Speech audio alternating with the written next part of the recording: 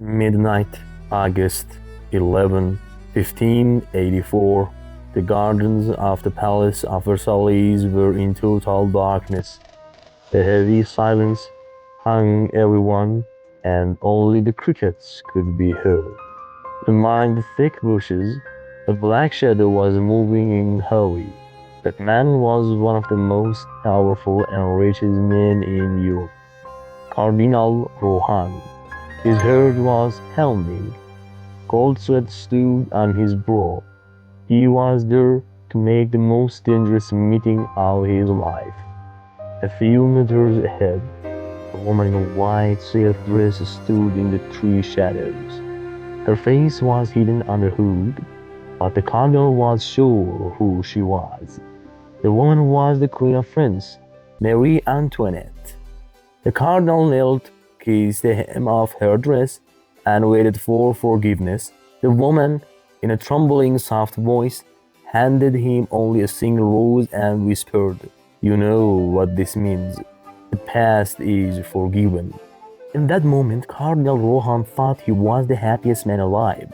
He thought the Queen had finally forgiven him and he would return to power, but the idol didn't know he wasn't talking to the Queen of France. He was talking to a street prostitute hired to play the Queen's role. That night, the biggest con in history was set in motion. A con that didn't just empty the Cardinal's pockets. A few years later, it helped send Marie Antoinette and Louis XVI to the guillotine. Today, we are opening a case stranger than any Hollywood movie. The story of a cursed necklace, a genius con woman, and a queen who didn't even know her soul was about to be the great victim of the century's biggest theft. Welcome to the Story Laboratory. To grasp the depth of this disaster, we first need to know what they were fighting over. The diamond necklace. This wasn't an ordinary necklace. It looked like something out of a legend. Royal jewelers in Paris had spent years and scoured the entire diamond trade to make this monster. 647 flawless diamonds weighed about 2,800 crickets. If you put a modern price tag on it, it would be roughly $15 million. Back then, that necklace could have bought two big warships now, with all their gear and crew. The necklace wasn't made for Marie Antoinette at all. The jewelers had made it for the mistress of the previous king, but before the necklace was finished, the king died. The jewelers were left with the world's most expensive item and no buyer. They tried to sell it to the new king, Louis XVI, and his wife Marie Antoinette, but Marie Antoinette, contrary to the popular image, looked at the necklace and said, "France needs a warship more than jewels right now," and turned them down. The jewelers were going bankrupt. They would have sold their souls to the devil for one buyer, and the devil answered, but not how they expected. The devil came in the form of a woman nobody took seriously, Jeanne de Valois.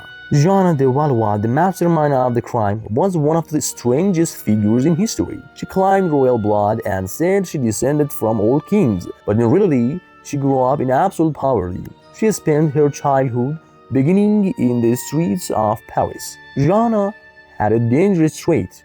She was smart, charming, and above all, had no conscience. She learned how to act pitiable to win the nobles' sympathy.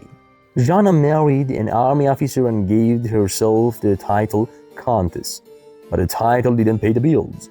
They had no money. Jeanne knew that in France there was only one way to get rich: get close to the Queen, Marie Antoinette. But the Queen wouldn't even look at Jeanne. Jeanne tried 100 times to enter the court. She fainted, cried, wrote letters, but no luck. The gates of Versailles were closed to her. So Jeanne decided that if she couldn't be the Queen's friend, she could at least play the Queen's friend. She started spreading rumors. Whenever she went, she would say mysteriously, "Marie Antoinette and I are like sisters, but the Queen doesn't want anyone to know." People believed the simple-minded, but Jeanne needed a bigger fish, one rich and stupid enough to buy the greatest lie in history. That fish was Cardinal Rohan. Cardinal Rohan was the Archbishop of France. rich, powerful, but deeply depressed. Why? Because Marie Antoinette hated him. Years earlier, the Cardinal had said something rude about Marie Antoinette's mother, emphasized that the Queen wouldn't even look him in the face. Rohan's biggest wish was to be noticed by the Queen again and to become the Prime Minister of France. Jeanne smelled that weakness. She went to the Cardinal and said, "I'm the Queen's closest friend. The Queen wants to forgive you, but her pride won't let her meet you in public. I can't be the middleman." The Cardinal, drowning in hope, grabbed that rodent rope. Jeanne started writing letters. A letter signed Marie Antoinette to the Cardinal. In those letters, the imaginary Queen wrote how much she cared for him and wanted to see him. The poor Cardinal answered with love note, but something was off. The Cardinal grew suspicious. He asked, "If the Queen forgive me, why won't she meet me?" Jeanne knew that if the Cardinal actually met the real Queen, everything would fall apart. She needed a fake Marie Antoinette. So Jeanne walked the streets of Paris and found a woman named Nicole, a prostitute who oddly resembled the Queen. Jeanne paid her, dressed her in the Queen's clothes, and told her, "Just go there, give him a rose and say everything is fine. That's it." That midnight meeting in the Versailles garden was the fatal blow. When the Cardinal saw the Queen in person, he had no doubt left. He became a slave to Jeanne de Valois' ring, completely hooked. Now the scene was set. The Cardinal's trust was won. Jeanne wasted no time. She went to the desperate jewelers and said, "Good news, the Queen wants to buy the necklace, but the King must not know. She wants to do it secretly. Cardinal Rohan will act as the Queen's representative." The jewelers rejoiced. Cardinal Rohan believed he was doing the Queen the greatest service. He signed the contract and promised the money would be paid in 4 installments. Delivery day came. The Cardinal took the legendary necklace to Jeanne's house. There, a man in a special royal servant's uniform came, took the necklace and left. The Cardinal thought that man was the Queen's private servant. But who was that man? It was Rita, Jeanne's lover, wearing a fake mustache. As soon as the Cardinal left, Jeanne and her husband attacked the necklace. They cut the missing piece to piece with knives and pillars, removing diamonds one by one. Jeanne's husband jumped on a ship and went to London. There he started selling the gems. He was so clumsy that London jewelers got suspicious. How did a random man have so many expensive diamonds? But money talks, and they bought. While Jeanne in Paris lived like a queen on diamond money, a time bomb was ticking. The first installment was due. The jewelers went to the Cardinal asking for payment. He said, "Take it with the Queen." The jewelers went to the palace. The real Marie Antoinette, when she saw the letters demanding money, froze. "What necklace? What Cardinal? I haven't spoken to Rohan in years." King Louis XVI's raid. He had the Cardinal Rohan summoned right on a holiday while the Cardinal was preparing for a religious ceremony. Imagine the scenes. The Cardinal in his rich red and gold robes stand before the King and Queen. The King shouts, "Where is the necklace?" The Cardinal stone says, "Your Majesty, your wife, I have her letters." Marie Antoinette screamed when she saw them. The signature on the letter said, "Marie Antoinette of France." The laughable detail is French Queen never signed their last name or the word France. They only signed Marie Antoinette. Jeanne de Valois didn't know that the small detail, and the Cardinal was too foolish to notice. The King ordered Rohan's immediate arrest in the middle of the palace. Before all contraries, the Archbishop of France was dragged off in his clerical robes to the Bastille prison. A few days later, Jeanne de Valois was arrested. The fake Queen Nicole and the other accomplices were also caught. The only thing missing, the necklace. It had vanished forever. This is where the story should have ended, right? The thieves were caught, but don't be mistaken, this was only the start of the downfall.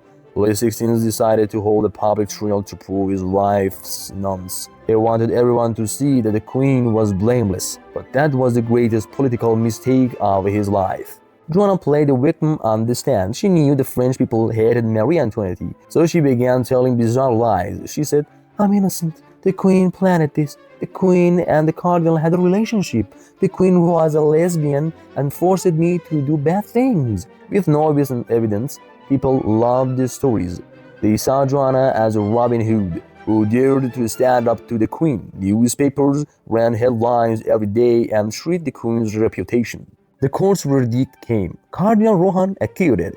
The court said he was simply a fool, would have been duped. People celebrated because the cardinal's acquittal means a moral condemnation of the queen. But Joanna was sentenced.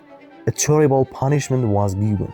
They stripped her, paraded her through the city, branded the letter V on her shoulder with a hot iron, V for Valois, death in French. They say when the executioner tried to brand her, she struggled so much that the hot iron slipped and burned her chest. People seeing this since become enraged.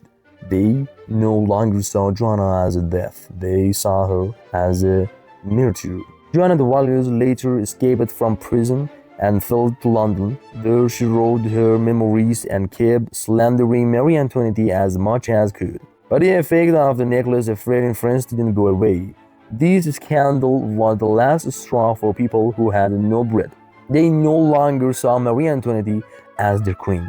They saw a woman drowning in jewels and corruption, even if she was actually innocent in the necklace case. Napoleon Bonaparte later said, "The diamond necklace affair was the start of the French Revolution."